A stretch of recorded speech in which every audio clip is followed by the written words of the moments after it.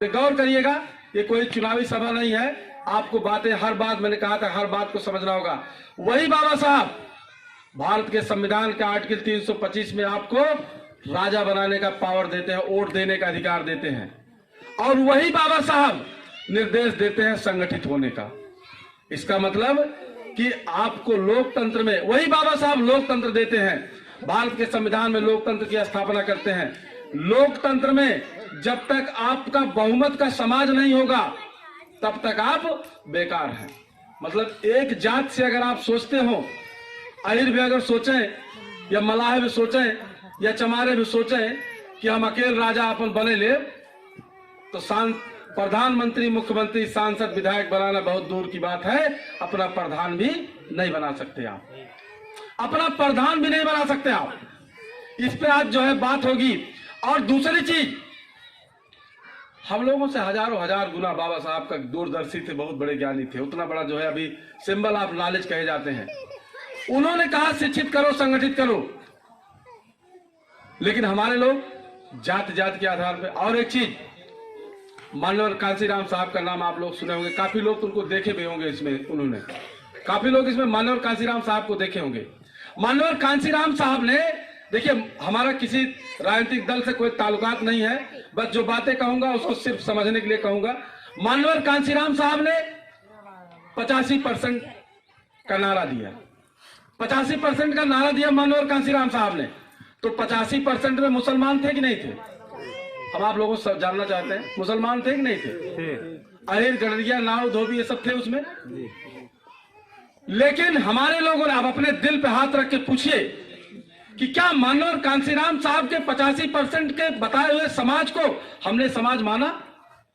क्या उसमें हम लोगों ने समन्वय, सहकारिता, एकता की भावना कायम की? आप लोग सोचिए इसको।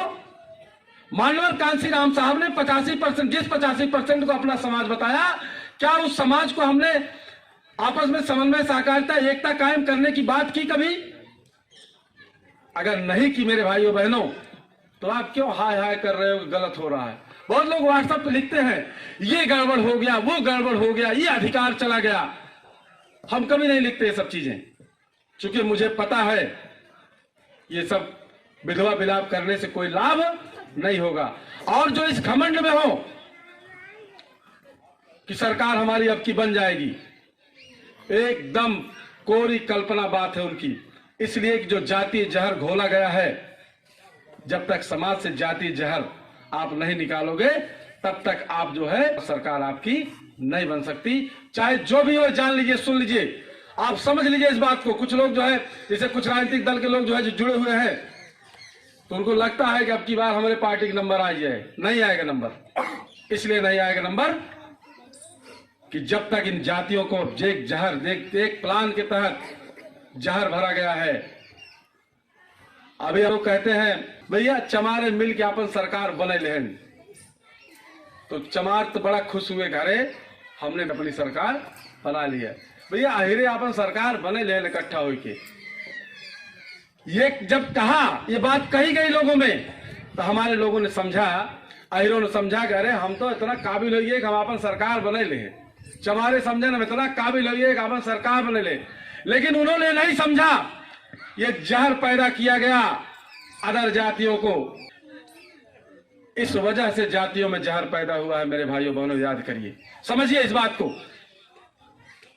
कभी भी चमारों ने इकट्ठा होकर, कभी चमार अकेले सरकार नहीं बना सकते, कभी भी अहिर इकट्ठा होकर के अकेले सरकार नहीं बना सकते।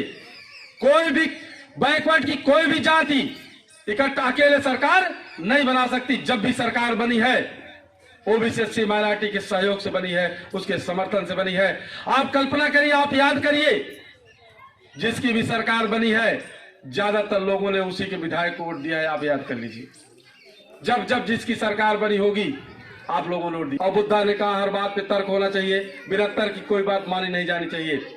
जो लोग कहते हैं यह इन्होंने अपनी सरकार बनाई इकट्ठा होकर के, मैं सवाल करता हूं, उनसे सवाल कर लेना, पूछ लेना कि अधिकतर वोट जो है 2017 में बहिरों ने वोट दिया था समाजवादी पार्टी को, अखिलेश यादव को मुख्यमंत्री क्यों नहीं बना पाए?